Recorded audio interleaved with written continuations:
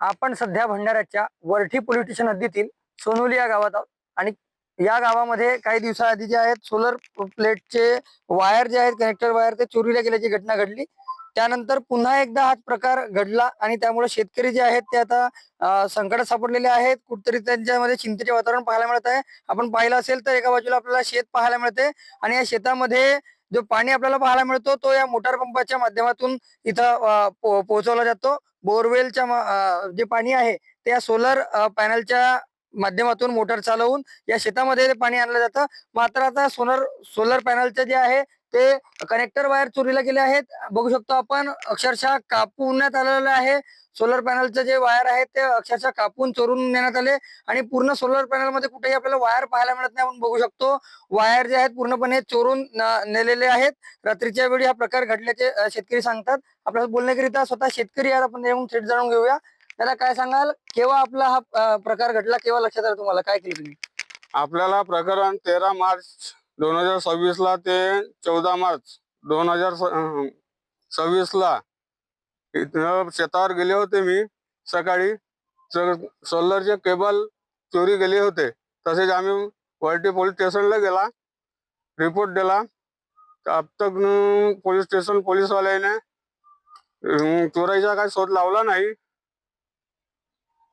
नक्कीच खरं पाहायला गेलं तर यांच्या 14 तारखेला जे आहेत यांनी पोलिसात तक्रार दिली होती। पहिली तक्रार त्यांची होती आणि त्यानंतर पुन्हा काही शेतकरी आहेत त्यांच्याही पुन्हा वायर या चोरीला गेले। आपल्याला बोलण्याकरिता पुन्हा एक शेतकरी आहेत।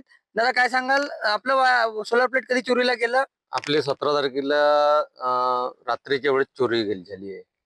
माझं नाव दामोदर शितकुरा गायदेने, सोनोली आणि पोलीस स्टेशनच्या हद्दीमध्ये येते वळठी।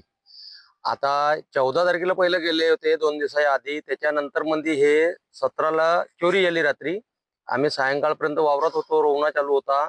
रोवणा चालू असल्यापासून आपण थकले बगले असतो, तर रात्री काय आम्ही फेरफटका मारला नाही आणि हे रात्रीच्या वेळेस 2 दिवस गॅप टाकल्यानंतर मध्ये हे 17ला चोरीला गेले। 18ला आम्ही शेतावर आलो तर आमचे पुरे पॅनल कनेक्टर पूर्ण गायब होते। पॅनलचे वायरिंग आणि मोटरचे सुद्धा वायरिंग येतात ते लोक। तर भिवा गायदेने आणि भास्कर गायदेने आणि माया दामू गायदेने, आम्ही हे गायदेने परिवारातून 3 सोलर आहेत 10 एकरामध्ये, ते हे पूर्णच निष्काम झाले आहेत। आता रोवणा कसा करावा आणि पाणी कसा खिचावा हा एक मोठा प्रॉब्लेम आलाय। तसेच 4 वाघमारे जे आहेत सोलर त्याचे नेले आहेत। असे एकूण 7 सोलरच्या वायरिंग पूर्ण गायब केलेली आहे। नक्कीच खरं पाहायला गेलं तर जे 7 पॅनल जे आहेत ते चोरीला गेलेले आहेत आणि त्यामुळे शेतकरी कुठेतरी संकटात सापडलेले आहेत। अशात आता पोलिसांनी यावर कठोर भूमिका घ्यावी व या शेतकऱ्यांच्या मनात असलेली भीती दूर करावी अशी मागणी आता शेतकऱ्यांकडून केली जात आहे। रुपेश सपाटे, TVN मराठी, भंडारा।